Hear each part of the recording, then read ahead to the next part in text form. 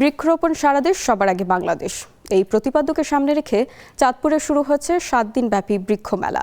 সামাজিক বন বিভাগের আয়োজনে এবং জেলা প্রশাসনের সহযোগিতায় কেন্দ্রীয় শহীদ মিনার চত্বরে অনুষ্ঠিত এই মেলায় দেশি বিদেশি নানা প্রজাতির ফলজ, বনজ, ঔষধি, ইনডোর ও আউটডোর গাছের চারায় সাজানো হয়েছে 15টি স্টল। মেলায় ভিড় করেছে বিভিন্ন শ্রেণী পেশার মানুষ। পছন্দের চারা কিনে বাড়ি ফিরছেন ক্রেতারা। বিশেষ করে ফলজ ও সৌন্দর্য বর্ধনকারী গাছের প্রতি আগ্রহ বেশি দেখা গেছে।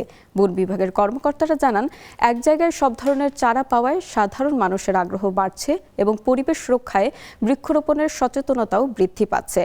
অনুষ্ঠানে উপস্থিত জনপ্রতিনিধিরা শিক্ষার্থী সহ সকলকে বেশি বেশি গাছ লাগানোর আহ্বান জানান। পরিবেশ সংরক্ষণ, জলবায়ু পরিবর্তনের প্রভাব মোকাবেলা এবং সবুজায়ন বৃদ্ধির লক্ষ্যে মেলার পাশাপাশি জেলার বিভিন্ন স্থানে বৃক্ষরোপণ কর্মসূচিও চলছে।